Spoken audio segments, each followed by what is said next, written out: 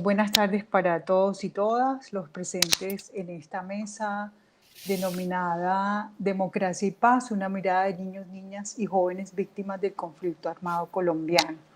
Para esta mesa se inscribieron, fue un total de 16 ponencias que se inscribieron para los días 4 y 5 de agosto.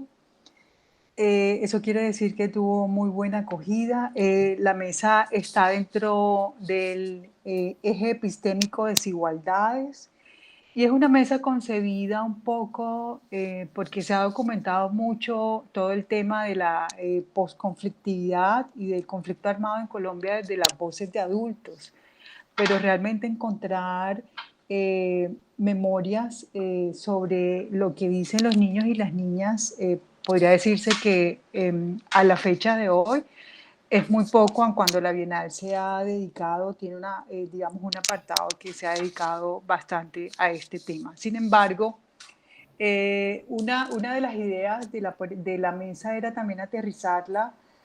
Sobre todo sabemos que todos los conflictos bélicos producen heridas o situación de discapacidad en la población de infancia y adolescencia, y sobre ese tema realmente hay muy poca documentación en Colombia. Esa era un poco como la idea inicial y de dónde nace la mesa. Era poder aterrizarla ahí y por, digamos, intereses ya míos personales, porque soy experta en la materia en niños y niñas en situación de discapacidad, era un poco irla aterrizando a, digamos, a esos ejes. De allí nace un poco la mesa. Y lo que queremos un poco es que al final hay una discusión muy enriquecida. Desafortunadamente no hay sino dos ponencias conectadas, o dos de las seis que estaban pensadas para hoy o que estaban agendadas para hoy. Desafortunadamente solamente hay dos, seguramente muy interesantes, porque todas las ponencias que llegaron desde un principio siempre fueron muy llamativas, interesantes y pertinentes para la temática de la mesa. Entonces quisiéramos como al final, claro que ya nos ha cambiado un poco la dinámica debido a las circunstancias que se nos han presentado por la virtualidad y además de la virtualidad, bueno, todo lo que confluye alrededor de tener un evento tan grande con las plataformas virtuales. Pero aún así nos es grato saber que estamos aquí, concurrimos frente a un tema que yo creo que a todos nos interesa. Y creo que las preguntas que al final deberían alimentar la discusión y enriquecerla, las voy a leer, me voy a dar a permitirme leerlas un poco para que las tengamos como de trasfondo y podamos al final hacer un acercamiento hacia esas preguntas. Una es, ¿cuál es el papel que juega la escuela en la construcción de paz y democracia en el contexto colombiano? ¿Cómo conciben los niños, niñas y jóvenes víctimas del conflicto armado el concepto de democracia y paz duradera en Colombia? ¿Cómo conciben niños, niñas y jóvenes víctimas del conflicto armado el concepto de perdón en Colombia? ¿Cómo conciben niños, niñas y jóvenes víctimas del conflicto armado el concepto de reconciliación en Colombia? ¿Y cómo se evidencia el trauma y la resiliencia en niños, niñas y jóvenes víctimas del conflicto armado colombiano? Pero sobre todo queremos que se pueda aterrizar a la escuela. ¿Por qué la escuela? Porque la escuela es ese espacio donde confluyen y en un segundo momento después de la familia, donde confluyen muchos intereses de nuestros niños, niñas y jóvenes, y que si realmente tuviéramos en Colombia una escuela que atendiera las necesidades particulares de cada uno de nuestros niños y niñas y jóvenes, muy seguramente tendríamos un concepto de paz y democracia más duradero, pero sobre todo un concepto de paz y democracia que toque la vida de nuestros niños y niñas, porque es desde allí donde empezamos a construir paz y democracia en Colombia. Entonces, como con estas palabras y con esta introducción, yo le quiero dar la bienvenida. Ya saben, Nicolasa es la persona comentarista que nos está acompañando en este momento y que también nos va a acompañar mañana. Y también ella funge como a la vez como ponente. Ella tiene una ponencia que se denomina en compañía de Anderson Gómez Tavares, Motivaciones prosociales en adolescentes desvinculados de grupos armados, infractores de la ley y escolares. Y antes de ella está una ponente cuyo nombre es Karen Salazar Duzán. Karen nos acompaña con una ponencia que se denomina La protección de los derechos de niñas, niños y adolescentes víctimas de reclutamiento ilícito en el marco de la justicia transicional en Colombia. Y Karen también tiene otra ponencia que por cuestiones de tiempo también la va a presentar mañana y se denomina La memoria histórica en la Cátedra de la Paz aplicada a cursos de educación media en Bogotá. Entonces, pues son más las palabras introductorias a esta mesa que ha sido creada, vuelvo y repito, como con mucho sentimiento de que ojalá en Colombia se considera la paz, pero la paz y la democracia en términos constructivos, reales y que tocara la existencia de tantos niños, niñas y jóvenes que les ha tocado vivir duramente el conflicto armado y sobre todo de tantos niños, niñas y jóvenes en situación de discapacidad que muy poco nos hemos dedicado a documentar en este país. De eso estoy segura, que hay muy poca información y bueno, ojalá que esta mesa de luces para abrir esa brecha que tanto necesita Colombia. De mi parte no es más, entonces le cedo la palabra a Karen Chadautout. Karen, bienvenida y escuchamos con agrado tu presentación y pues cualquier cosa estamos aquí atentos. Perfecto. Te cedemos la palabra, Karen. Vale, Vanessa, muchas gracias. Permíteme un momento, voy también a activar mi cámara para que ustedes puedan también, pues creo que eso es importante, a pesar de que estamos en la virtualidad, creo que también es importante tener rostros, ¿no? Detrás de estos, de estas pantallas, ¿no? Que al final no puede ser un limitante para seguir pensándonos de manera distinta realmente nuestras infancias, ¿no? Que creo que es un tema tan importante que yo abordo realmente desde el ámbito jurídico, porque pues realmente mi profesión es de base, soy abogada, ¿no? Soy docente investigadora, pero soy abogada y efectivamente, como lo dijo Vanessa, el día de hoy pretendo compartir con ustedes y permítanme un segundo, activo aquí y me indican por favor si ya están viendo la presentación, si son tan amables. Sí, ya. Perfecto. Entonces, a ver, creo que no me va a dejar. Les voy a pedir que me escuchen porque creo que no me permite mantener las dos abiertas, tanto la cámara como la presentación. Entonces, los voy a dejar un momento para dedicarme rápidamente a la presentación y poder hacer la presentación completa para que la puedan ver. ¿Listo?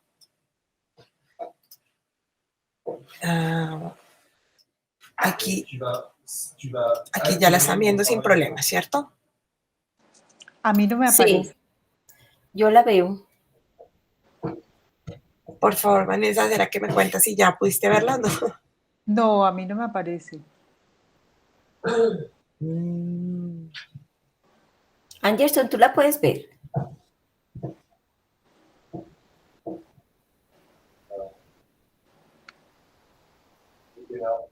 ¿Anderson la puede ver? Ya, ahora sí.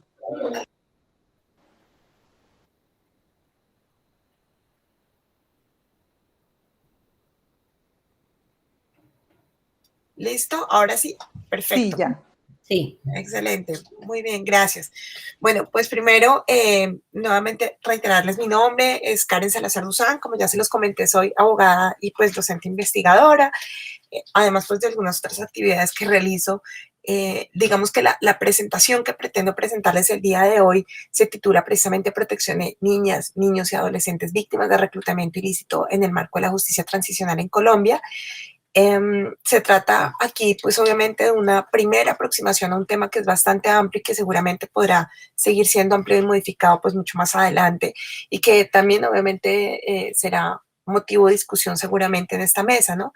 Mi primera advertencia antes de comenzar con este tema versa sobre el enfoque precisamente de mi intervención, aclarándoles que aunque el trabajo de la Comisión para el Esclarecimiento de la Verdad, la Convivencia y la No Repetición como parte del Sistema Integral de Verdad, Justicia, Reparación y No Repetición, ha demostrado realmente lo esencial que resulta escuchar a nuestros niños, niñas y adolescentes, sus relatos de vida, el significado que tienen sus derechos y cómo han resistido precisamente a los crímenes en el contexto del conflicto armado en Colombia, pues en esta ponencia lo que pretendo realmente es centrarme de manera exclusiva en la labor que adelanta el mecanismo de justicia implementado en el marco del acuerdo final para la terminación del conflicto y la construcción de una paz estable y duradera entre el gobierno nacional y las Fuerzas Armadas Revolucionarias de Colombia, Ejército del Pueblo, FARC-EP, ¿no? En este sentido, pues, mis reflexiones giran realmente alrededor de la protección de niños, niñas y adolescentes víctimas de reclutamiento forzado como parte de mi trabajo de tesis doctoral que he venido desarrollando al interior de la Escuela Doctoral de Derecho de la Universidad de Caen-Normandía en Francia, en asocio con el Centro de Investigación sobre Derechos Humanos, sobre Derechos Fundamentales y Evoluciones del Derecho de la misma universidad. Entonces, en este sentido, comenzaré primero por ofrecerles una breve aproximación al fenómeno del reclutamiento y utilización de niños, niñas y adolescentes, para luego ofrecer algunos comentarios precisamente sobre su protección en los mecanismos de justicia transicional en Colombia y creo que ahí me atardaré únicamente en dialogar sobre lo que es la justicia, en la ley de justicia y paz de manera muy rápida y mostrar cómo está actualmente, cómo se está comenzando a abordar el caso de reclutamiento y utilización de niños, niñas y adolescentes en el marco de la Jurisdicción Especial para la Paz. Y en esto pasaré a concluir pues con unas cortas reflexiones sobre el tema, ¿no? Primero, pues resulta importante iniciar señalando que el reclutamiento y utilización de niños, niñas y adolescentes en el marco del conflicto armado en Colombia, pues ha sido realmente una práctica recurrente por parte de los distintos grupos armados. En el país no se conoce con precisión precisamente la cifra de niños, niños y adolescentes que han sido víctimas de reclutamiento y utilización. La ausencia incluso de esos datos y estadísticas precisas que nos puedan dar precisamente cuenta del número de menores de 18 años vinculados al conflicto armado, pues ha sido puesta en evidencia incluso desde la implementación del primer instrumento normativo de justicia transicional en Colombia, que es la Ley 975 del 2005, conocida como Ley de Justicia y Paz, la cual realmente permitió la desmovilización de estructuras paramilitares. En el proceso precisamente de desmovilización de las autodefensas y según la Oficina del Alto Comisionado para la Paz, fueron entregados 432 menores al Instituto Colombiano de Bienestar Familiar en las desmovilizaciones colectivas de las estructuras de autodefensas. Y al respecto, me interesa mencionar que precisamente una de las afirmaciones más complicadas que se pueden evidenciar precisamente con las desmovilizaciones es la que hizo el desmovilizado ex jefe paramilitar Freddy Rendón, alias el Alemán, que de hecho es una de las sentencias de justicia y paz que evidencia el patrón de macrocriminalidad y macrovictimización de reclutamiento forzado a partir de la reforma que se le hace a la ley 975 en el año 2018, una sentencia bastante extensa de más de 8.000 páginas y ahí se evidencia pues el patrón, como les digo, de reclutamiento, pero el desmovilizado ex jefe paramilitar, alias Alemán, admitió que entre sus filas precisamente habían 358 niños reclutados entre 1995 y 2009. Eso fue una afirmación que se hizo en el año 2008, justamente cuando sale precisamente una, digamos, de las sentencias más grandes precisamente, y según dijo al momento de su desmovilización, reunió precisamente a 149 menores y los envió para sus casas, ¿no? Solo 3 fueron entregados al Instituto Colombiano de Bienestar Familiar. No se sabe realmente qué fue peor, si reclutarlos y utilizarlos para la guerra o finalmente regresarlos a sus casas sin opciones diferentes para sus vidas, ¿no? Quedaron desprotegidos, obviamente, y sin los beneficios de la reinserción como tal, que implica el estudio y la ayuda psicológica y el aporte económico por parte del Estado. Y vale la pena aclarar que la mayoría de estos niños pertenecían a la Beiba y Necoclí en Urabá y el Atrato Medio Chocuano, que si nosotros revisamos siguen siendo departamentos extremadamente golpeados por la violencia, lugares que han sido realmente golpeados por este tipo de prácticas, ¿no? A diferencia, obviamente, del proceso que fue adelantado en el marco de la Ley de Justicia y Paz, precisamente con ocasión del acuerdo final, salieron de los campamentos de las Fuerzas Armadas Revolucionarias del BAPE, que por favor me excusen un momento porque como se dan cuenta es con un poco de tos, qué pena con ustedes.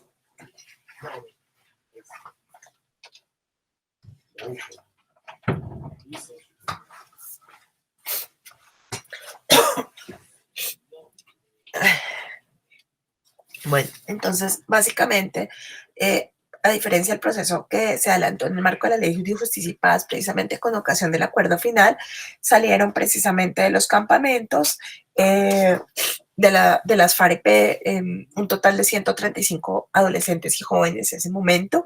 Y digamos que a partir de esto, el Observatorio, el Centro Nacional de Memoria Histórica, en su infografía precisamente más reciente, reporta haber documentado 16.942 casos entre 1958 y 2021 al corte de marzo de este año.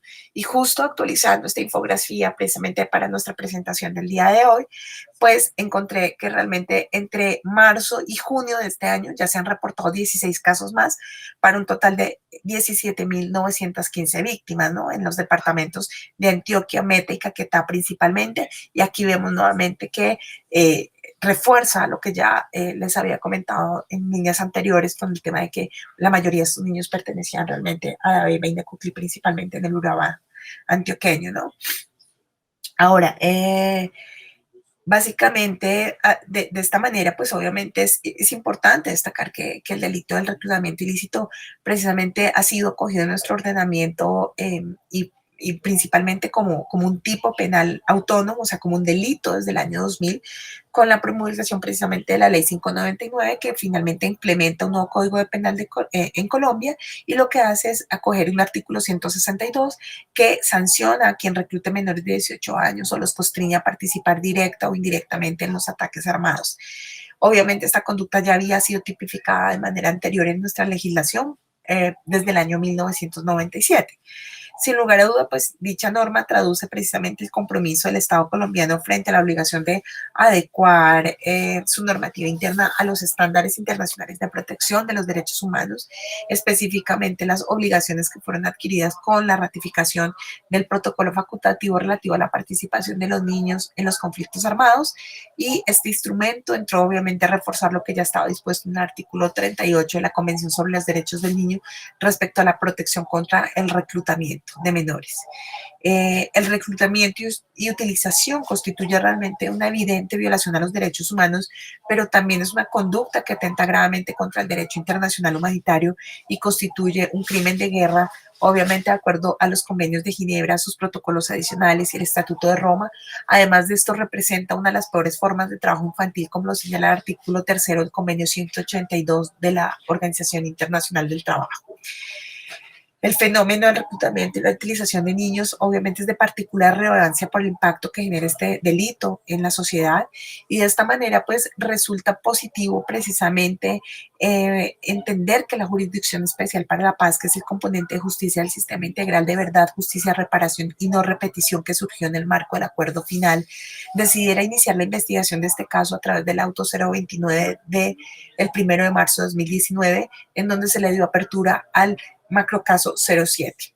La Sala de Reconocimiento de Verdad, Responsabilidad y Determinación de los Hechos y Conductas de la Jurisdicción Especial para la Paz decidió iniciar la investigación a partir del tipo de actor involucrado precisamente como presunto responsable para poder asumir la estrategia de investigación del caso. Y en este orden de ideas, la Sala comenzó a hacer una diferencia entre lo que es las FAREP y la Fuerza Pública como responsables de actos de reclutamiento y casos de utilización de niños y niñas en conflicto armado y otros posibles delitos relacionados con su vinculación a la guerra. Igualmente, la Sala definió como aspectos transversales de investigación precisamente las victimizaciones contra pueblos étnicos, los delitos relacionados con el reclutamiento y la utilización, como son la tortura, la violencia sexual, la desaparición forzada, el fusilamiento, el desplazamiento forzado y otros tratos crueles, inhumanos y degradantes, que son hechos victimizantes concomitantes al reclutamiento forzado. Aquí ustedes pueden ver precisamente la gráfica que presenta la página de la Jurisdicción Especial para Paz, una gráfica que es construida a partir del cruce de análisis de las bases de datos recibidas por la Fiscalía General, el Centro Nacional de Memoria Histórica, el ICF y la UARIP, al igual que el Ministerio de Defensa Nacional, que muestra precisamente los hechos de reclutamiento perpetrados presuntamente por las FARC, que, digamos, si bien es cierto, se acoge dos actores precisamente para asumir la estrategia de investigación, pues se comenzó el abordaje con las FAREP y nosotros pudimos verlo a nivel nacional, cómo se transmitían precisamente muchas de las versiones voluntarias que presentaron varios exmiembros de las FAREP. Aquí podemos observar definitivamente cómo el gran pico se constituye en el año 2000, que coincide también con todo lo que fue la zona de distensión en ese momento y con el cese precisamente de esa zona de distensión y, digamos, un poco, entre comillas, el fracaso de lo que tenía que ser una negociación en el Caguán en aquel momento, ¿no? Fíjense bien cómo a partir de ahí comienza a tener una tendencia casi que constante, con un nuevo pico que se eleva realmente hacia el año 2012, más o menos, 2013, que es el momento en donde nos encontrábamos precisamente en plena negociación del acuerdo de paz. Ahí vemos ya un descenso completo, definitivamente, desde que se firma la paz, y pues digamos que a pesar de eso continúa de otra manera el reclutamiento, ¿no? Digamos que de esta manera, pues obviamente yo creo que con esta manera, con este abordaje, lo que se busca realmente es que el funcionamiento del componente de justicia, en este caso la Jurisdicción Especial para la Paz del Sistema Integral de Verdad, Justicia, Reparación y No Repetición, pues simplemente le dé un énfasis a las necesidades de las víctimas, mujeres, niñas y niños, quienes sufren de una manera desproporcionada y diferenciada los efectos de las graves infracciones y violaciones cometidas con ocasión del conflicto, tal como nos lo señala el acuerdo final precisamente, ¿no? Y asimismo, yo creo que también es importante señalar que las consecuencias de estas violaciones pues son más graves cuando son cometidas precisamente contra este tipo de personas que son grupos mucho más vulnerables, que son sujetos de especial protección y que merecen obviamente una reparación, una protección especial diferenciada, tal como nos lo señala también precisamente el acuerdo de paz cuando habla de niñas, niños y adolescentes. En este sentido, pues el mecanismo de justicia transicional implementado en el marco de la Ley de Justicia y Paz, que fue previo a la Jurisdicción Especial para la Paz y que se creó en el marco de la Ley 975, pues resulta sin lugar a duda un precedente importante e interesante. Así que simplemente mencionaré que dentro de los alcances de la implementación de la Jurisdicción Penal Especial de Justicia y Paz en cuanto al tratamiento del fenómeno de vinculación de niños, niñas y adolescentes a grupos armados organizados al margen de la ley, pues se constituye en un precedente para el abordaje por parte de la Jurisdicción Especial por la Paz. De hecho, un estudio que realizó la Organización Internacional para las Migraciones y el Observatorio de Paz y Conflicto en el año 2016 mostró que las sentencias proferidas por Justicia y Paz, que precisamente analizan el patrón de reclutamiento ilícito, pues han buscado reconstruir políticas y prácticas utilizadas precisamente por las estructuras de autodefensa para vincular menores de 18 años al conflicto armado, ¿no? Visibilizando pues obviamente la responsabilidad de comandantes, aunque en la gran mayoría no se han identificado los autores materiales del reclutamiento ilícito, ¿no? Que se continúa siendo un pues grave problema. De otra parte, pues obviamente en lo que corresponde al escenario actual de la Jurisdicción Especial para la Paz, pues vale la pena mencionar que en el marco del caso 07, la sala precisamente profirió un auto justamente el año pasado, vinculando a 37 comparecientes exmiembros de la antigua guerrilla de las FARC al proceso y en este momento, y pues a partir de ahí comenzó a citarlos para rendir versiones voluntarias a 15 de ellos con el fin de poder aportar información sobre la existencia, origen y evolución de la política que finalmente orientó o permitió la vinculación de niños, niñas y adolescentes al conflicto armado por parte de la organización que dirigían colectivamente y las violaciones a los derechos que fueron consecuencia precisamente de dicha política. Y en esto podemos ver el ejemplo de Julián Gallo, cuyo nombre de guerra fue precisamente Antonio Lozada. En su versión voluntaria ante la JEP señaló que el reclutamiento forzado de menores dentro de las FARC era considerado una falta grave y no un delito.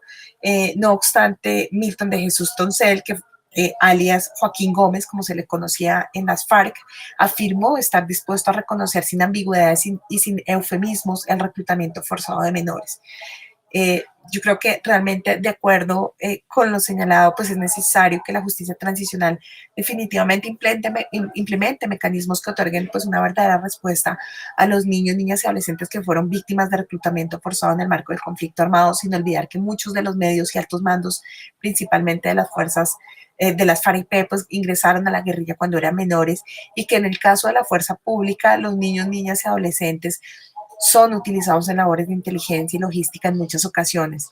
En definitiva, la JEP debe identificar esas buenas prácticas y lecciones aprendidas de justicia y paz que contribuyen al fortalecimiento de los mecanismos de justicia transicional implementados en el marco del acuerdo final como un elemento fundamental de la justicia transicional. Y yo creo que se debe acoger realmente de manera razonable lo dispuesto en las normativas nacionales e instrumentos jurídicos internacionales sobre protección de los derechos de los niños, niñas y adolescentes, sin olvidar que el acuerdo final también consideró que el sistema integral puede acudir al derecho internacional de los derechos humanos y al derecho internacional humanitario como un marco de referencia precisamente para juzgar estos graves crímenes de guerra. Muchas gracias. Muchísimas gracias, Karen, por su presentación. Llama la atención en lo que nos comparte del caso 07, el patrón de macrocriminalidad y reclutamiento ilícito de menores, reconocido tanto por algunos líderes de la antigua guerrilla de la FARC y de los grupos paramilitares. Sin embargo, sabemos que previo a este proceso de reconocimiento hubo un proceso de negación, ¿sí? Un proceso de dilación, un proceso incluso de dilatación de las respuestas solicitadas. De hecho, sabemos que en principio, los líderes de la antigua guerrilla de la FARC negaron el reclutamiento forzado de los menores y dijeron que no habían en sus filas registros de menores de edad reclutados de manera forzosa, ¿cierto? El segundo aspecto, lo que quiero decir con la anterior afirmación es que llama la atención, previo a este reconocimiento, intentos de negación y de encubrimiento pues, de la verdad, ¿sí? El segundo aspecto que quiero resaltar es que los niños que fueron reclutados entre el año 95 y el año 2009, reportados por alias El Alemán, procedían de departamentos, ¿cierto? En donde en este momento se libra una guerra territorial por bandas de crimen organizados, grupos residuales, por el control del territorio, específicamente las rutas de narcotráfico y el cultivo de ilícitos. Mi pregunta es, ¿la mayoría de estos niños pertenecían a comunidades étnicas? Las comunidades étnicas identificadas en estos territorios, niños indígenas y afrodescendientes. Bueno, pues aquí yo me remito nuevamente, Nicolás, precisamente a la presentación y a la infografía que yo les pude mostrar hace un momento. Y justamente, dame un segundo. Ahí, no sé si ahí la pueden ver más o menos. Ok, miremos a ver aquí. ¿Sí? Lo que ocurrió fue que yo no pude apreciar el paso de la presentación, pero bueno, no, tranquila. Vale la pena retomar esos asuntos. No. Perfecto. De hecho, precisamente, fíjense bien que aquí no, o sea, y las víctimas por presunto responsable están identificadas, pero digamos que el enfoque diferencial como tal aquí no lo hay. Lo podríamos encontrar precisamente en la UARI. Encontramos definitivamente que sí hay un porcentaje importante de niños que fueron reclutados, que son de grupos indígenas, pero digamos que yo le puedo decir que es un fenómeno que yo pues ya llevo estudiando un buen tiempo, y las estadísticas no muestran realmente, Nicolasa, que sea, digamos, la mayoría, ¿no? Y aparte, ahí también conjuga otro fenómeno muy, muy complejo, y es que fíjense bien que las comunidades indígenas en la gran mayoría pues se encuentran obviamente inmersos en los territorios en disputa dentro de estos grupos armados. Entonces, básicamente, terminan haciéndose parte del conflicto finalmente sin darse en cuenta, yo creería, ¿no? Porque per se ya hacen parte por estar simplemente en el territorio. Entonces, yo creería, pero en términos estadísticos, no le podría dar una precisión sobre el tema. De hecho, sería interesante incluso poder analizar eso en detalle, pero en las cifras que yo he revisado así de manera muy rápida, le puedo asegurar que realmente no, o sea, no es el más alto porcentaje, ¿no? Y menos en esos territorios, ¿no? Pero igual seguimos enfrentados definitivamente y lo vemos recientemente con el desplazamiento precisamente en el desplazamiento que están ahorita en Antioquia, pues esto es dramático y sigue presentándose. Y nada más lo que les decía, y frente a lo que usted mencionaba, Nicolás, en el tema de la negación, yo creo que eso lo vemos en las versiones. Fíjense bien que precisamente Julián Gallo, cuando versionó, pues él dice que era considerada una falta grave y no un delito, pero ya luego entra a versionar Milton de Jesús Toncel, que era conocido como alias Joaquín Gómez, y él afirma realmente estar dispuesto a reconocer sin ambigüedad y sin eufemismos lo que es el reclutamiento, lo que era el reclutamiento forzado de menores en sus filas, ¿no? Y pues no podemos negar que definitivamente las disidencias de las FARC continúan reclutando, que las disidencias, que los grupos residuales continúan en ese reclutamiento, y pues que mientras que la práctica continúe, estamos, digamos que a doble paso, ¿no? Entonces estamos por un lado intentando juzgar los crímenes que se cometieron en el marco de un conflicto de más de 60 años, ¿cierto? Pero tenemos al paso la construcción, se supone, un posconflicto, y a mí ese término del posconflicto me cuesta mucho porque no estoy segura que podamos utilizarlo con certeza.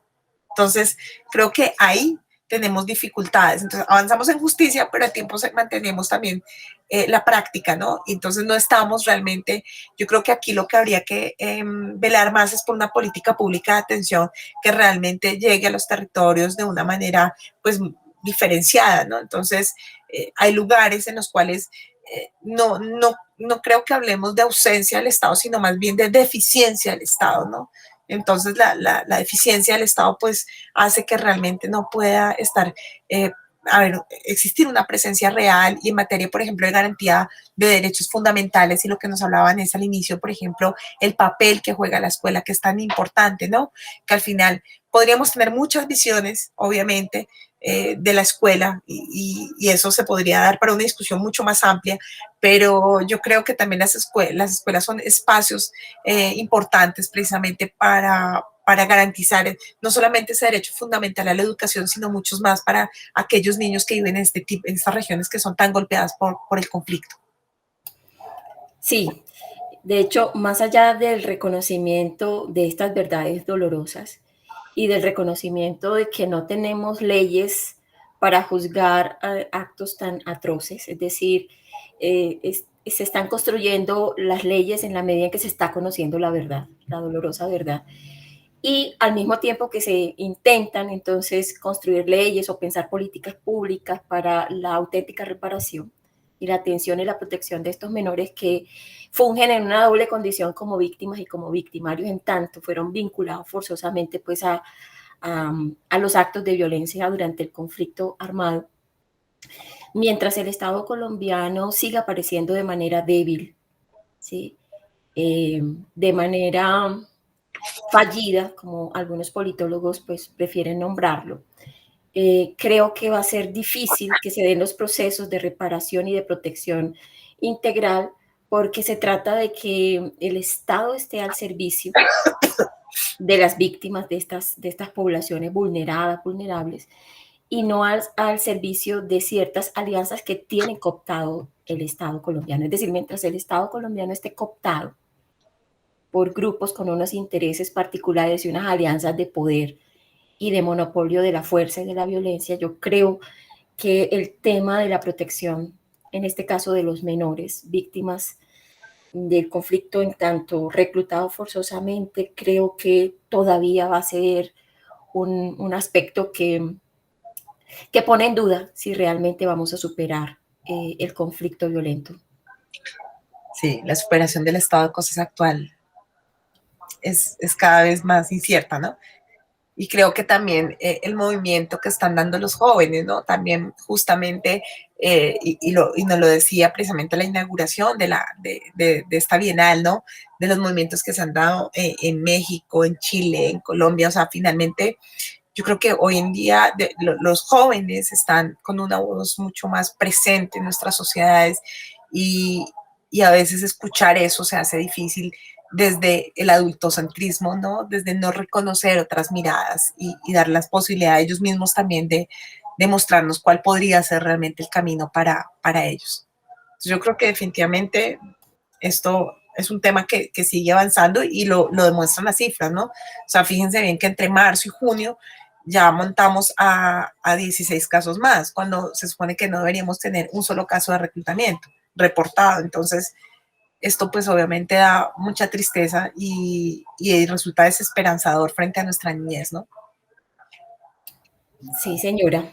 Bueno, Karen, muchísimas gracias por compartir su saber con nosotros, su experiencia y sus reflexiones. Y le deseamos muchos éxitos en sus labores académicas, profesionales y que se mejore pronto de su gripe.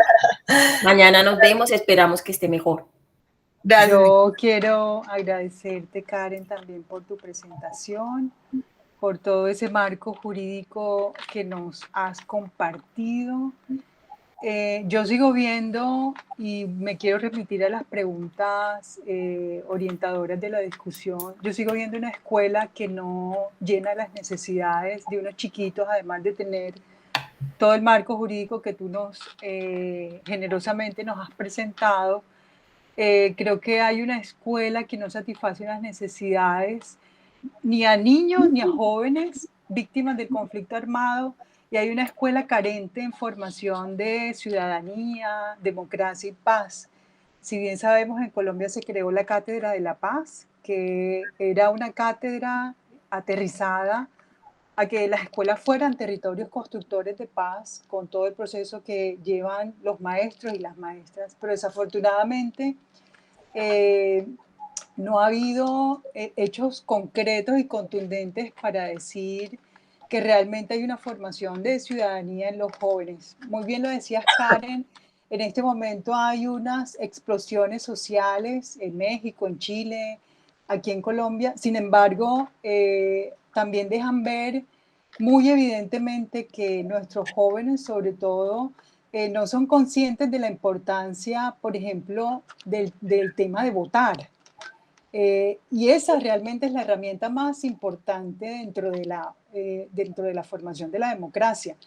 No tanto es hacer un estallido social, que bien es cierto que nos está diciendo que las sociedades nuestras están resquebrajadas. Sin embargo, hay una falencia en la formación de ciudadanía, de democracia, de paz, que la escuela es la que debe resolver ese asunto. Y en ese sentido me parece que deberíamos aterrizar la discusión de esta mesa, porque la primera pregunta va enfocada a eso: ¿cuál es la función y el papel que juega la escuela dentro de la formación de democracia y paz? Por supuesto, unos niños que están mal formados en ciudadanía, en democracia, en cómo se ejercen sus derechos, por supuesto van a continuar una fase evolutiva ya en la juventud y en la primera adultez muy falentes, y por eso nosotros vemos que la democracia colombiana, por ejemplo, el gran porcentaje de jóvenes que hoy están realizando el estallido social no están votando. Y ese es el elemento y la herramienta más importante para construir democracia, para realmente hacer cambios drásticos en un país como lo es Colombia. Yo creo que la discusión debería, teniendo en cuenta todos los elementos jurídicos que tú nos aportaste, Karen, deberíamos irla como aterrizando en qué tips podemos darle, y que no solamente nos quedemos en un discurso académico, sino qué tips podemos darle, digamos, por ejemplo, a este espacio de la Bienal, que congrega tanta gente de tantos colores, razas, etnias, conceptos políticos, religiosos, etcétera. A ver, si podríamos brindarle unos tips para que nosotros desde este espacio podamos construir una mejor Colombia, podamos ayudar a construir una ciudadanía con mejores oportunidades para las nuevas generaciones. Y yo creo que si al final de la discusión no solo la dejamos en una discusión académica, sino que también podemos aportar luces y algún caminito, yo creería que sería fabuloso y sería muy enriquecedor todo el espacio de esta mesa en concreto, que es la que nos corresponde y nos convoca. Entonces quería como terminar con esas palabras y por supuesto agradecerte, Karen, toda tu presentación. Muchas gracias. Continuamos entonces con la presentación de Nicolasa y bueno, y Nicolasa le toca fungir como comentarista también. Nicolasa y Anderson Gómez, denominada Motivaciones Prosociales en Adolescentes Desvinculados de Grupos Armados, Infractores de la Ley y Escolares. Le cedemos la palabra. Ok, muchas gracias. Vamos entonces a ver la presentación. A ver si la están viendo. ¿Me pueden confirmar, por favor? Ya está cargando. Está lenta entonces la conectividad. Bueno, pero ahí ya nos cargó, pero básicamente tu pantalla, entonces podrías mirar. Yo creo que ya puedes pasar la presentación. ¿Ya? ¿Está pasando? No, estamos viendo su pantalla. Ok, entonces vamos a tener que dejar de presentar. A ver si logro. No me carga la presentación.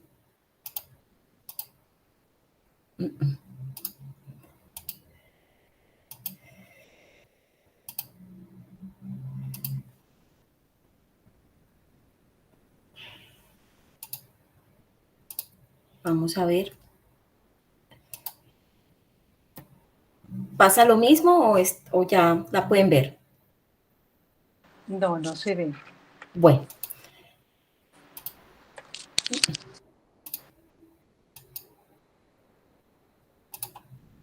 Bueno.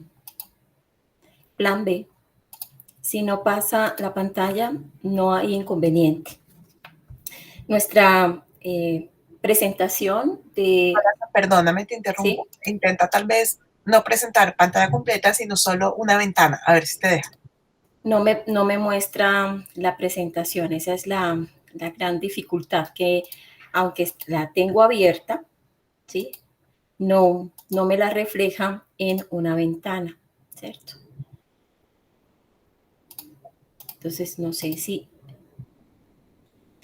Ya, entonces voy a enviarle la presentación a Anderson, entonces, para que me colabore con la presentación, a ver si él tiene éxito con la presentación.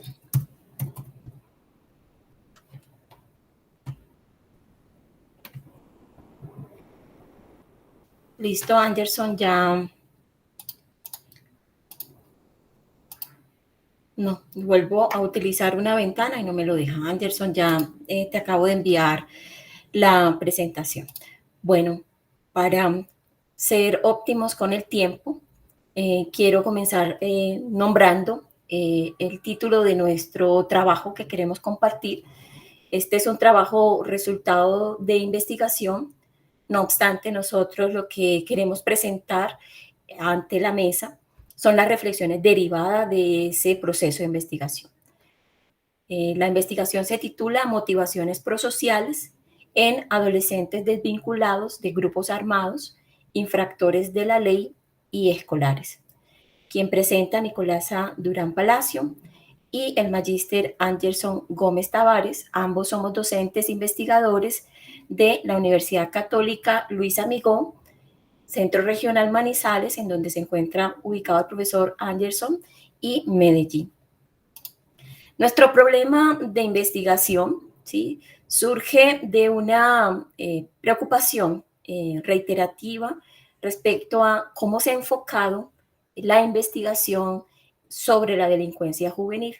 Lo que hemos encontrado en las revisiones de los textos publicados, de los artículos científicos publicados con esta población, es que la investigación se ha enfocado fundamentalmente a la identificación de predictores del comportamiento violento y desadaptado. Es decir, todavía hay una mirada muy ligada al estudio de la delincuencia juvenil sobre la identificación de los déficits, sobre la identificación de factores predictores o elementos predictores del comportamiento violento y desadaptado para o prevenirlo o para intervenirlo. Y además existe una escasez de evidencia científica sobre la existencia de factores que se relacionan con la conducta prosocial en adolescentes. Es decir, se parte del supuesto de que el joven con comportamientos infractores de la ley e incluso de la ley penal tiene una serie de deficiencias y por lo tanto hay una serie de ausencias de conductas o comportamientos que pueden ser considerados comportamientos de ayuda, ¿sí? Comportamientos de solidaridad y en algunos casos empatía.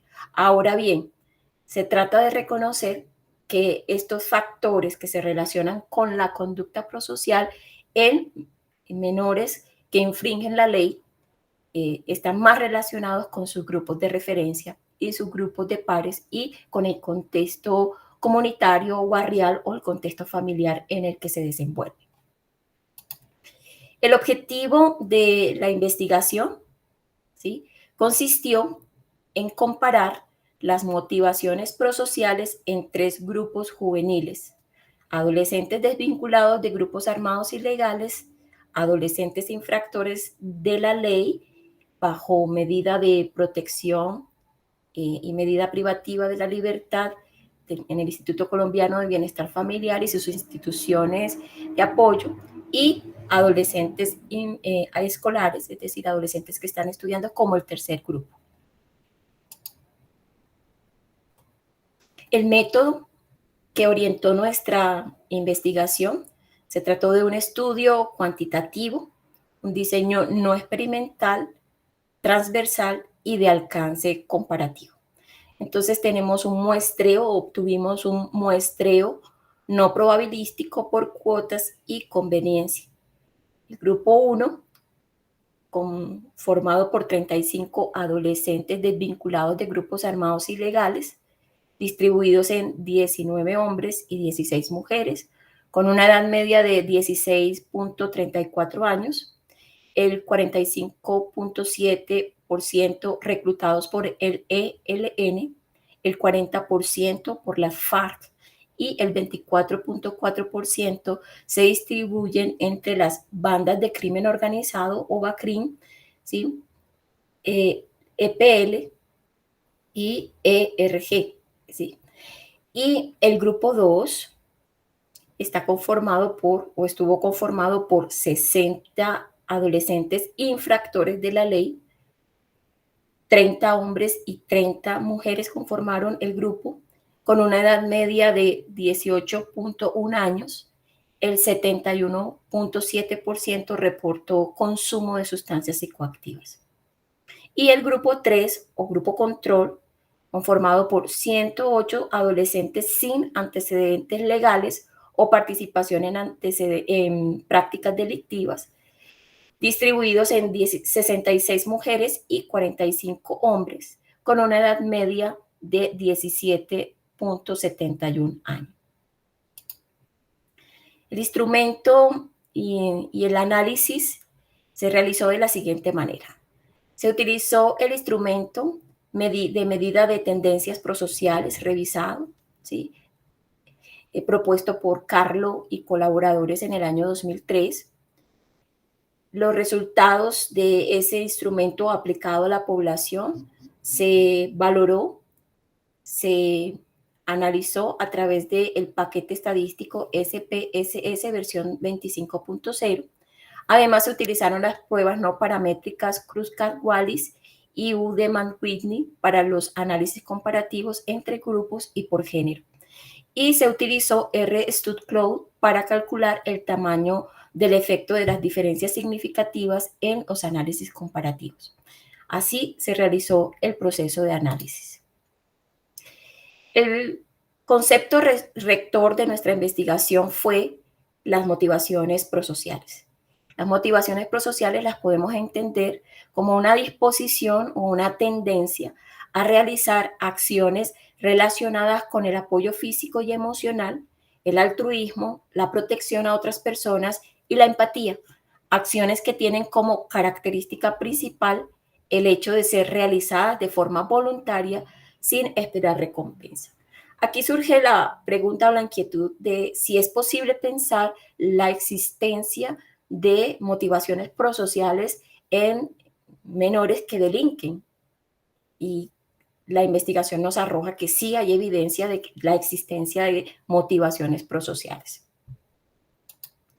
Como las motivaciones prosociales o el concepto de prosocialidad es un constructo tan complejo y multidimensional, muchos autores han hecho aportes significativos para poder evaluar y estudiar la conducta o el comportamiento prosocial y las motivaciones o tendencias prosociales.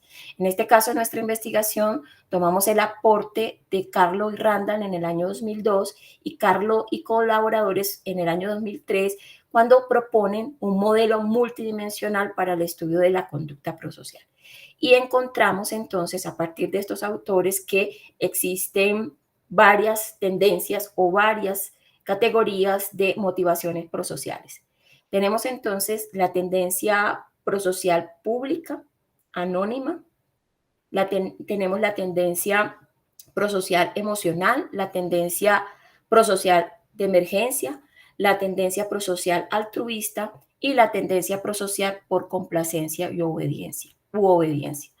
En ese sentido, entonces, recuerden que la tendencia prosocial, sí, es lo mismo que decir motivaciones prosociales, que es la inclinación o la disposición de una persona, pues, a realizar comportamientos de ayuda sin obtener algún tipo, pues, de recompensa. No solamente de ayuda, sino de solidaridad, incluso de empatía.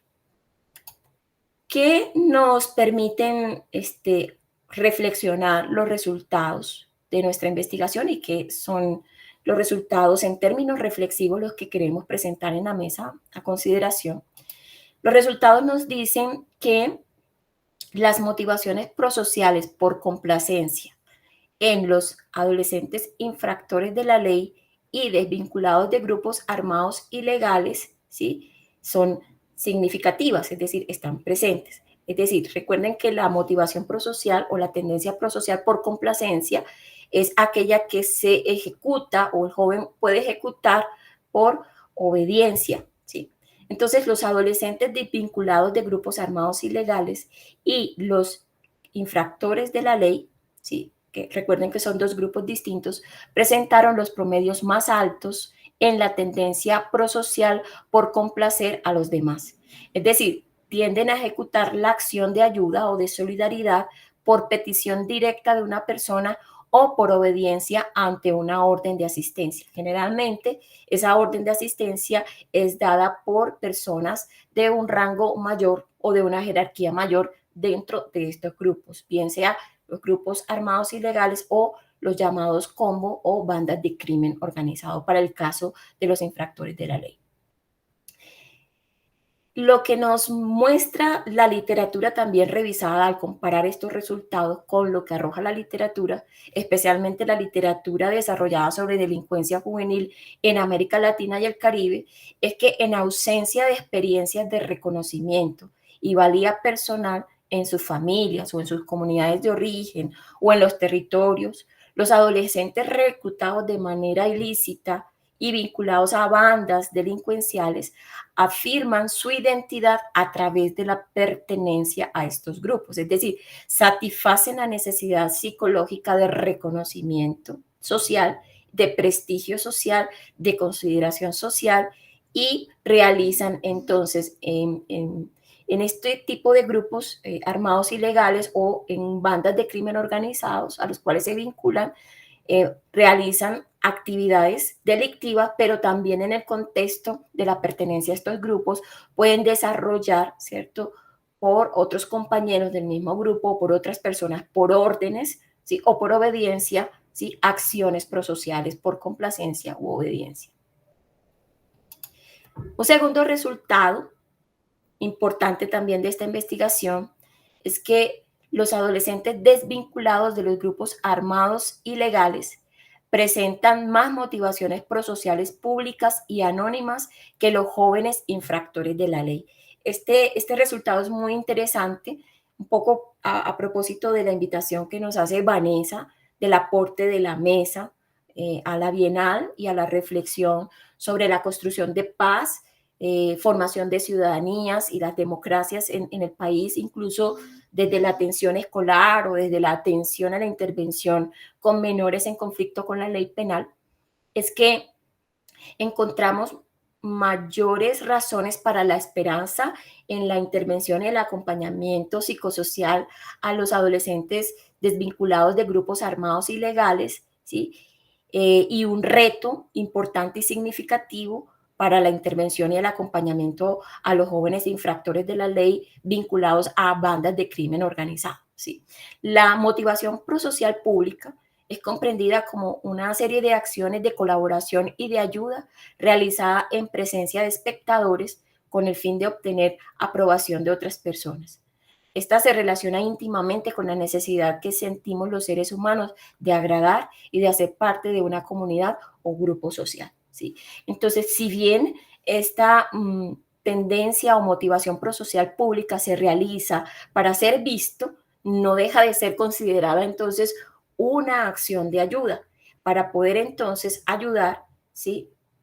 Aunque sea para obtener reconocimiento y agradar a otros, también ahí hay un factor importante para la enseñanza o la formación o suscitar la reflexión o la toma de conciencia en estos adolescentes que utilizan la motivación prosocial pública.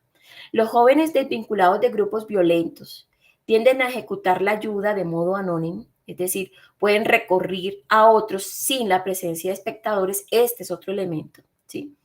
Los jóvenes desvinculados de grupos armados ilegales tienen una mayor tendencia, una tendencia importante, a prestar ayuda a otros sin la presencia de espectadores, ¿cierto? Este indicador de prosocialidad se muestra como un elemento clave en la promoción de conductas prosociales en el acompañamiento psicosocial a estos adolescentes. Entonces, aquí voy a hacer una precisión porque creo que no fui lo suficientemente clara. Entonces, los adolescentes desvinculados de grupos armados ilegales, ¿sí? Específicamente, pues, los desvinculados de los grupos al margen de la ley que están desvinculados, tienden a presentar mayores conductas o acciones de prosocialidad, ¿sí? Sin la presencia de los espectadores, ¿cierto? Y es muy probable, ¿cierto?, que los jóvenes infractores de la ley vinculados a las bandas de crimen organizado pues tengan una tendencia más a presentar una motivación prosocial pública, es decir, para ser visto, ¿sí?, para agradar y hacer parte de una comunidad o grupo social.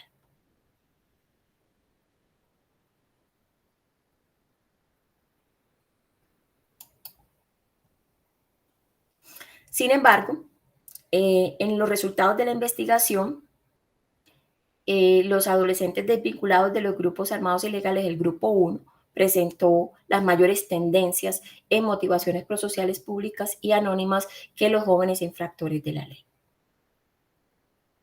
Lo cual no quiere decir que los jóvenes infractores de la ley, que son el grupo 2, ¿sí?, del estudio, no presentaran indicadores de conductas o motivaciones prosociales públicas y anónimas.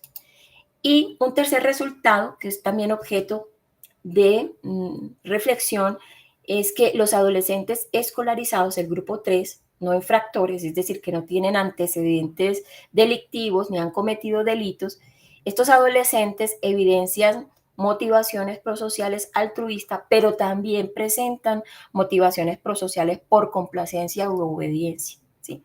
Entonces, la mayoría de estos adolescentes tienden a crecer en entornos familiares más protectores, a pesar de que vivan en comunidades barriales inseguras. Es decir, a pesar de que estén en contextos barriales o contextos sociales inseguros o violentos, si la familia es un entorno acogedor y protector, ¿sí? Este es un factor protector importante, ¿cierto?, que se reconoce para que los adolescentes no infractores de la ley puedan desarrollar conductas prosociales altruistas.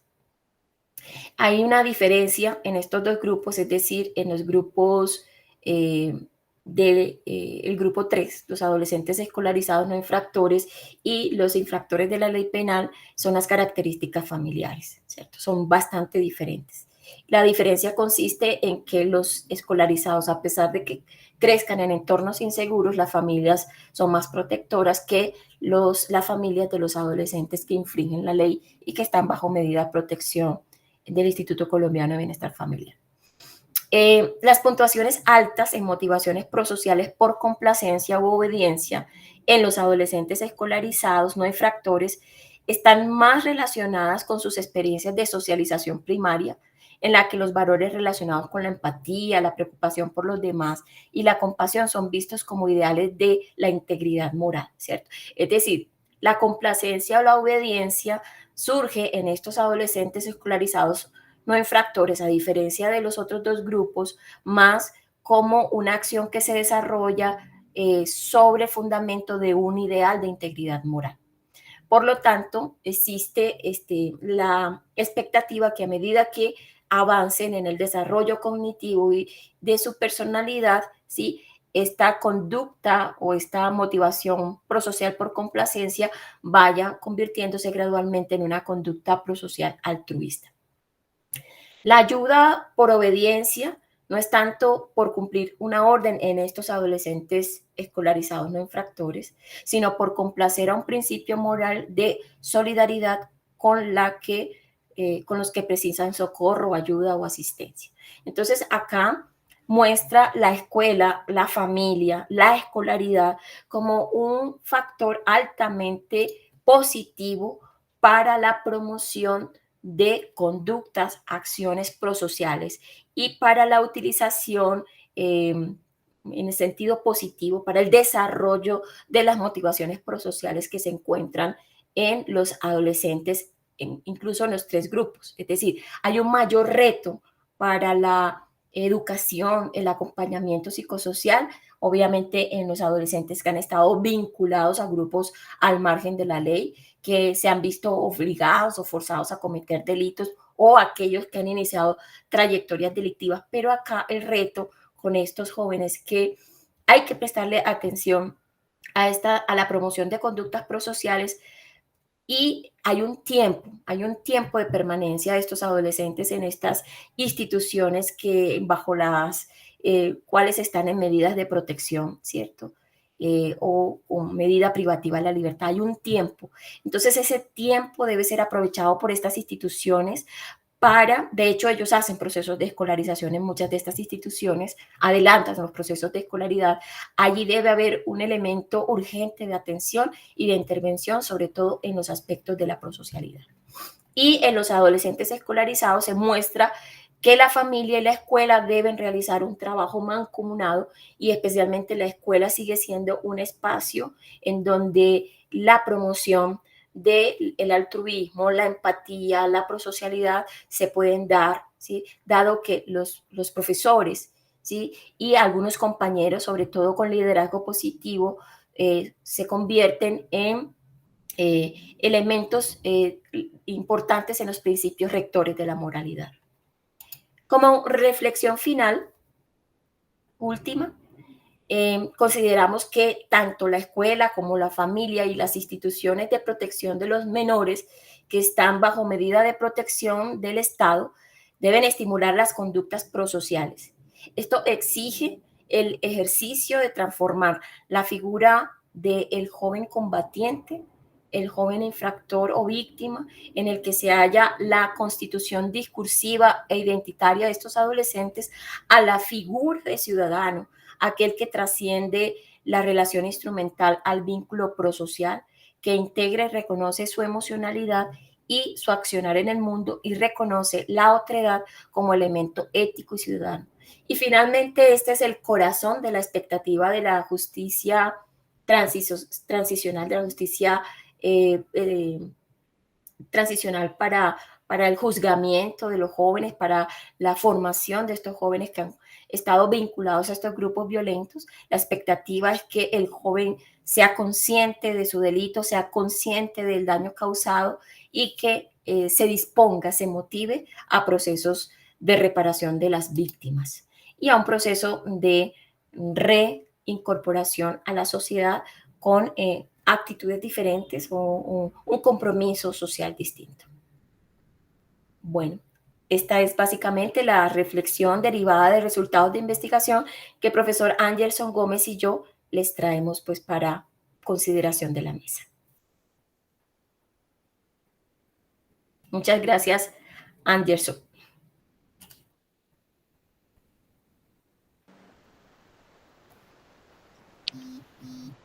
Bueno. Gracias, Nicolasa, por la presentación. Yo me quedé como con una incertidumbre, si se puede decir, o con una duda. Tú hablabas de algo así como los jóvenes infractores sean conscientes pues, de la infracción que han hecho. Y a mí lo que se me venía a la cabeza un poco era se me vino a la cabeza a Kohlberg, que es de los autores, de los teóricos más sobresalientes sobre dilemas morales. Y el planteamiento de él es ese, y todo su trabajo ha sido precisamente en dilemas morales con jóvenes infractores. Y una de las características que él plantea es muy complicado trabajar dilemas morales en una sociedad como la nuestra, donde los adultos, que es de donde deberíamos partir para trabajar dilemas morales, no cumplen con esos dilemas morales.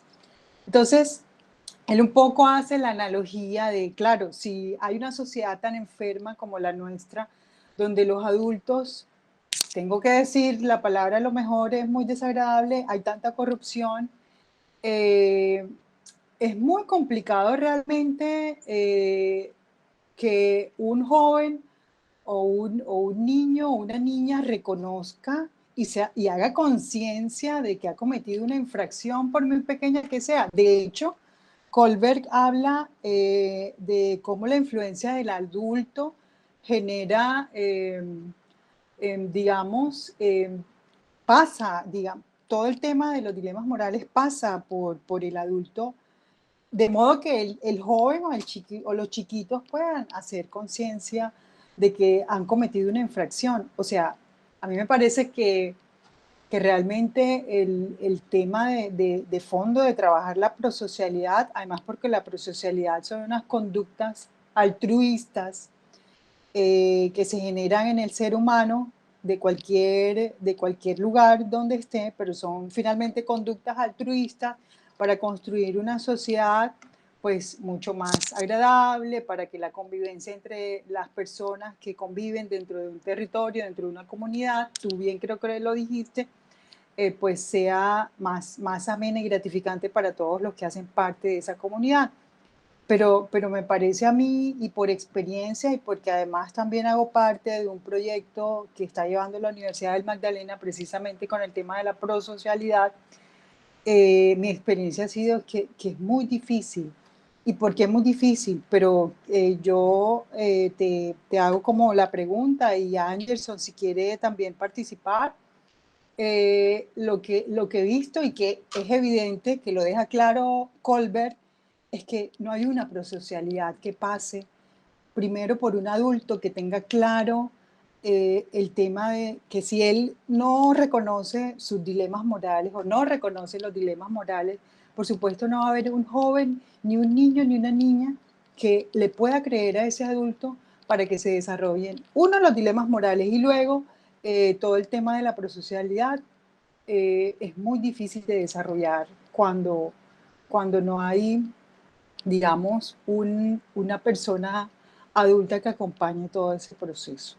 Ese es pues como lo que me llevó a pensar un poco cuando planteabas tú ese tema. Es como mi reflexión, no sé si eso te genera a lo mejor un feedback o algo así, no sé. Bueno, las premisas de Colbert, las investigaciones sobre el desarrollo moral que él presenta en sus distintas etapas, pues pueden llevarnos a una interpretación pesimista de nuestra condición humana. Y en este caso, pues aplicado pues, al joven que delinque, ¿cierto? Bien sea en el contexto pues, de bandas de crimen organizado, ¿cierto? Y que desarrollan una trayectoria delictiva, o bien bajo la figura de la vinculación forzosa pues, a grupos armados ilegales. ¿Sí? Puede darnos esa visión del desarrollo moral de Colbert, una visión pesimista, es decir, que si no se desarrollan unos conceptos básicos sobre el bien y el mal, sobre lo correcto y lo incorrecto, sobre los valores que entran en disputa, ¿sí? Frente a una posible conducta, es decir, en este caso tengo hambre, entonces necesito calmar el hambre, entonces o robo o pido, ¿sí? Ahí aparece pues un supuesto dilema moral. Pero, es decir, posterior a Colbert y las críticas que se le han hecho a su teoría, encontramos autores tan interesantes como la misma Carol Gilligan señalando pues la visión adultocéntrica de la interpretación de la moral en el mismo Colbert y la visión también masculinoide en la interpretación del desarrollo moral de Colbert.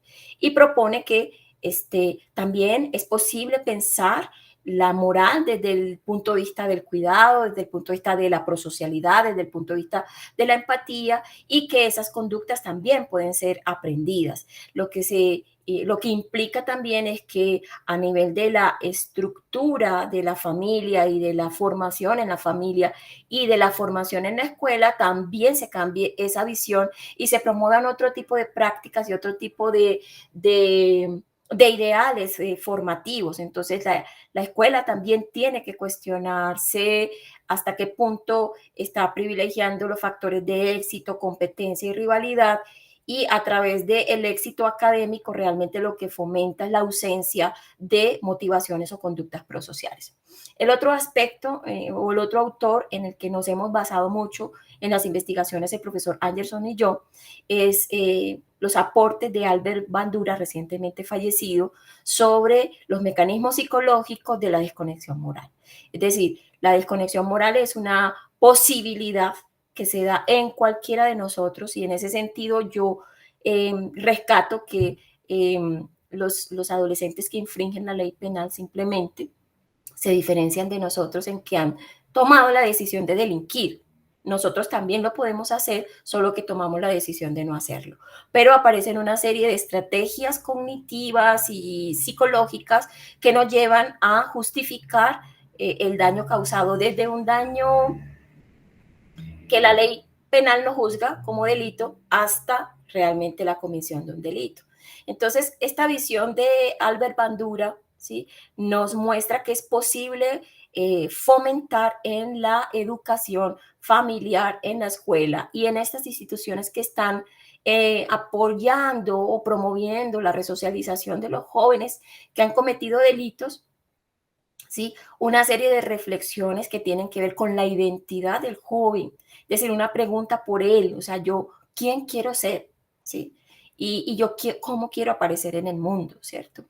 Y el otro asunto también tiene que ver con que a medida que más causo mal, ¿sí?, más me convierto en una persona que comete la injusticia. Por lo tanto, la imagen que tengo de mí mismo me lleva a una serie de búsquedas de castigo no muy conscientes, ¿cierto? De tal manera que el récord de vida de un joven que delinque, ¿sí?, no supera los 35 años, ¿cierto?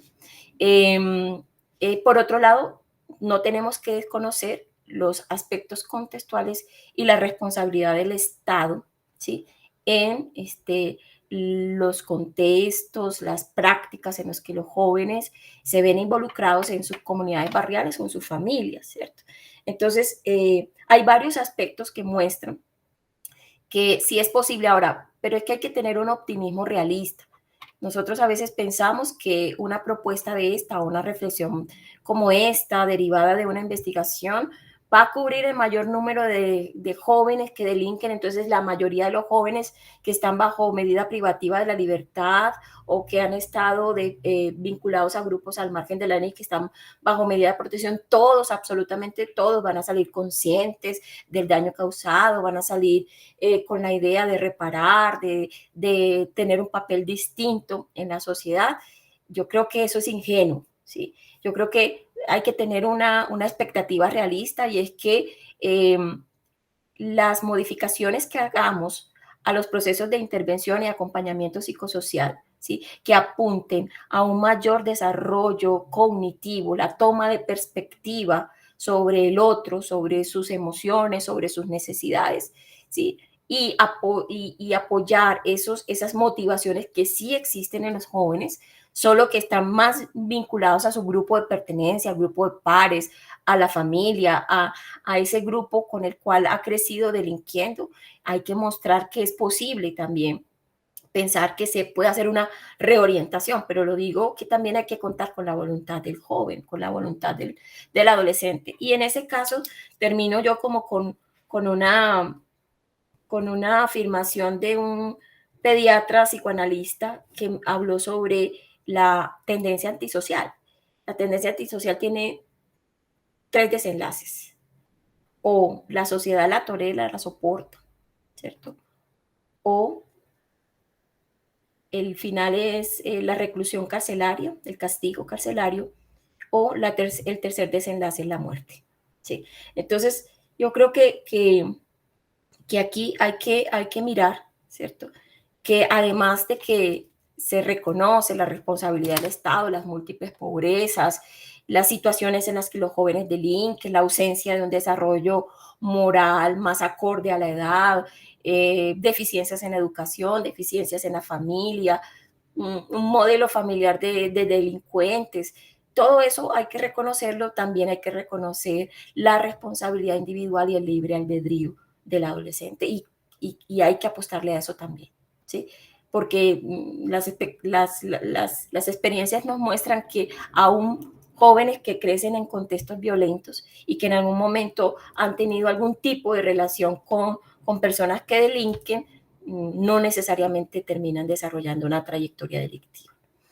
No sé, Anderson, si quiere apoyar algo de lo que estoy diciendo, pero bueno, es lo que podría decir. Si quieren, complemento con un par de ideas adicionales. ¿Se escucha bien? Sí, muy bien. Perfecto. Yo estoy de acuerdo con muchas de las ideas de Vanessa, pero quiero hacer una aclaración inicial. El comportamiento prosocial debe entenderse más allá, o debe ser mucho más que la equivalencia a una conducta altruista, porque termina siendo una definición muy restringida, es decir, que toda conducta prosocial sea altruista. Es muy poco probable que cuando nosotros ayudemos a otras personas seamos en todos los casos altruistas. Eso llevó a un debate ya clásico sobre las diferentes motivaciones o factores que influencian para que una conducta sea prosocial o no prosocial. Y esto llevó al punto de que es un constructo muy complejo y es un constructo multidimensional, como lo planteó Nicolasa.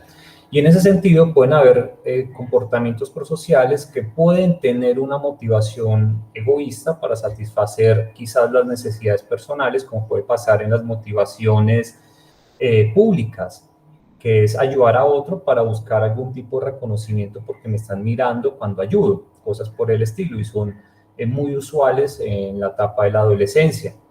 Pero también pueden haber comportamientos prosociales que pueden beneficiar o pueden ir orientados a beneficiar un círculo muy cerrado, mi círculo amigo, solamente a mi familia, y no serlo tanto con otros miembros de una comunidad, entre muchos otros factores. Entonces, la idea es de pensarnos que hay comportamientos prosociales que no necesariamente son altruistas y aún así generar un beneficio positivo para un grupo social determinado. Lo otro que es muy importante y es justamente la premisa fundamental que posibilita cualquier proceso de acompañamiento, y es que, en efecto, todo comportamiento, sea prosocial o agresivo, es aprendido, es modelado por nuestros referentes más cercanos, en el caso de la niñez, nuestros padres, nuestro contexto social, educativo, comunitario, en fin. Y eso es algo que marca la diferencia en los grupos poblacionales de este estudio. Los referentes de modelamiento prosocial, los referentes de aprendizaje de modelos de comportamiento social, pues son muy atropellados, es decir, hay experiencias relacionadas con la exposición a la violencia, experiencias de exposición a eventos traumáticos, como pasa en el proceso de reclutamiento, procesos de modelamiento social en el cual se legitima la violencia como una ruta de resolución de conflictos, y es en últimas lo que empieza a modelar y a generar procesos de identidad social sobre la forma como nosotros nos comportamos, ¿sí? Eso es relevante porque desde el punto de vista de los procesos de acompañamiento, se puede decir, si toda conducta social es aprendida, podemos reaprender. Si todo comportamiento es modelado, podemos remodelar y hacer un proceso de remodelamiento de comportamientos un poco más positivos. ¿Esto qué implica? Considerar los procesos de acompañamiento, sea de reintegración social de jóvenes desvinculados de grupos armados, esos procesos que se realizan en diferentes modalidades del Instituto Colombiano de Bienestar Familiar, específicamente las modalidades de hogar sustituto tutor, para generar esos procesos de reaprendizaje que permitan una mayor capacidad de agencia moral coherente con el lazo social, el comportamiento prosocial, la solidaridad, en fin. Al igual que todo este proceso de acompañamiento para la reintegración que supone el sistema de responsabilidad penal para adolescentes. Es decir, un aspecto decisivo del proceso de acompañamiento institucional es poder promover procesos de identidad social diferentes a aquellos que los llevaron al conflicto, a los comportamientos de agresión, a la infracción de la ley. Y por supuesto, el último comentario, que también estoy de acuerdo con Vanessa, es que todo comportamiento social está anclado a la capacidad de agencia moral que tiene una persona. En ese sentido, se supone que toda conducta antisocial, agresiva, prosocial, pues está antecedido por un juicio moral que me permite o no a mí realizar dichas acciones. El asunto con el comportamiento agresivo es que mucha o gran parte de esa agencia moral está marcado por procesos cognitivos de desentendimiento moral, es decir, una serie de estrategias o creencias que me permiten a mí realizar o no ciertos comportamientos moralmente correctos o incorrectos. Y así entonces que es muy interesante, aunque sea un punto de vista teórico diferente al que manejo, y es considerar la perspectiva de estimular el juicio moral prosocial, muy coherente con lo que conceptualiza Kohlberg sobre la acción y la agencia moral. De hecho, gran parte de sus estudios y su tesis doctoral por ahí en los 50, pues permitió la posibilidad de estudiar y estimular el juicio moral para generar procesos un poco más elaborados que estén orientados a juicios convencionales o postconvencionales. Entonces, creo que el ideal es apuntar a procesos que posibiliten conductas prosociales altruistas. Pero más allá de la conducta puntual, es mirar si realmente los procesos de intervención apuntan a fortalecer la agencia moral, una agencia moral que esté en coherencia con el lazo social, la convivencia, la solidaridad y sobre todo, en el caso de los jóvenes desvinculados de grupos armados, en recuperar la confianza básica. Creo que es uno de los aspectos más importantes de los procesos de atención, la recuperación de la confianza básica como un precursor importante de lo que es el comportamiento social y las relaciones sociales. Eran como unos comentarios que quería hacer. Gracias, Anderson. Karen tiene la mano levantada y hay una persona que ha entrado, Juliana Santa Coloma, y yo creo que por tiempo, Nicolasa, vamos a ir ya cerrando después de la intervención de Karen, creo yo. Muchas gracias. Bueno, Vanessa, muchas gracias. Muchas gracias a Anderson y a Nicolasa por su presentación. Yo simplemente quisiera hacer una pregunta, pues obviamente no es mi campo de experticia, pero escuché de manera atenta todo el tema de la conducta prosocial y demás. Y me venía la duda si dentro del abordaje que ustedes hicieron también analizaron algo precisamente sobre el tema del ser restaurativo que ha sido tratado pues principalmente, digamos, por lo que tiene que ver la reincorporación, digamos, la manera como se reincorporan los jóvenes precisamente, y principalmente pues los jóvenes que han sido victimarios, ¿no? Que han delinquido y demás. Entonces ese ser restaurativo, que es un concepto también distinto y que se aborda incluso desde las tareas propias del ICBF, quisiera saber si ustedes lo han abordado y pues obviamente yo también aquí digamos que parto también de una premisa distinta y es que justamente en mis tesis doctoral yo tenía siempre esa ambigüedad entre víctima y victimario y pues decidí pararme obviamente desde digamos un poco desde la óptica simplemente de víctima. Entonces obviamente el análisis que ustedes hacen es distinto y pues bastante enriquecedor, así que muchas gracias. Bueno, Anderson también allí puede aportar algo, pero voy a retomar básicamente lo que Anderson dijo que en su parte final, y es aportar a la revisión de los procesos de acompañamiento psicosocial a estos jóvenes. Es decir, nuestras investigaciones tienen como propósito revisar aquellos aspectos que son importantes a la hora de pensar a un sujeto capaz de reconocer, ¿sí? Reconocer que ha causado un daño, capaz incluso también de transformarse subjetivamente, ¿cierto? Para volver a la sociedad pues con unos propósitos o un proyecto de vida distinto. Entonces, nuestro interés está en aportar desde la investigación resultados para que los programas de acompañamiento, las intervenciones psicosociales que se hacen con estas poblaciones se revisen, porque básicamente lo que queremos es aportar para que se potencien aquellos elementos que están mucho más ligados o relacionados con el propósito o los principios de la justicia restaurativa. Por otro lado, en una investigación en el año 2018 con otro colega, encontramos que en la ciudad de Medellín, básicamente con dos instituciones encargadas de los procesos de resocialización, como se dice, de estos adolescentes infractores, la promoción de las conductas prosociales es una tarea pendiente en estos programas. Es decir, surge la inquietud de que tanto pues estos programas de intervención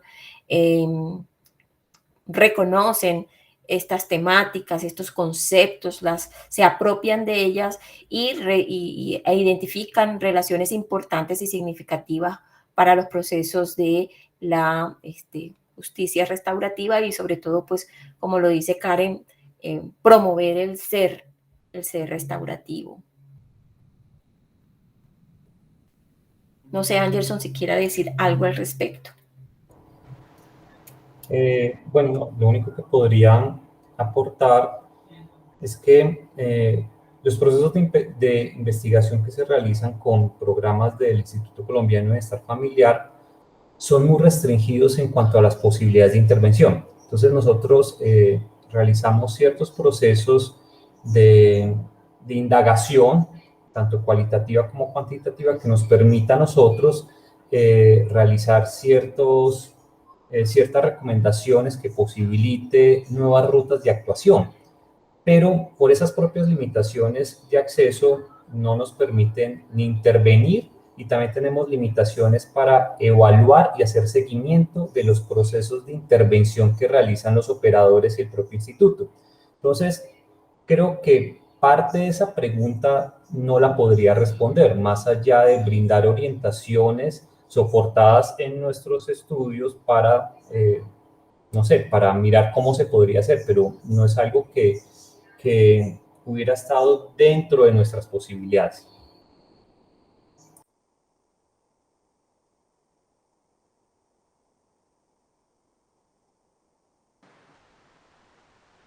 Bueno, muchas gracias, de verdad que sí. Con gusto, Karen. Bueno, Vanessa, ya es Nicolasa, 4:30. sí, vamos a ir cerrando. Me parece a mí que fue, aun cuando nada más fueron dos ponencias, las dos muy interesantes, desde unas miradas, cada una desde su eje, dentro del eje epistémico de desigualdades. Creo que fue una discusión muy rica para todos y sobre todo yo vuelvo y reitero una discusión que aporte a la infancia y a la juventud de nuestro país que realmente lo está necesitando.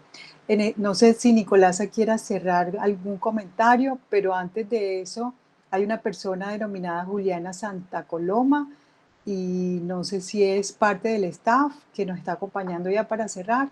Y por tiempo creo que estamos bien. Nos volvemos a encontrar mañana, por supuesto. Karen presenta otra ponencia. Con gusto te vamos a volver a escuchar, Karen. Y a Nicolasa y Anderson darle las gracias de antemano por tan valiosa participación. Muchas gracias a Karen, Vanessa, Anderson y bueno, un saludo a Juliana y bueno, nos vemos mañana a las 2 de la tarde.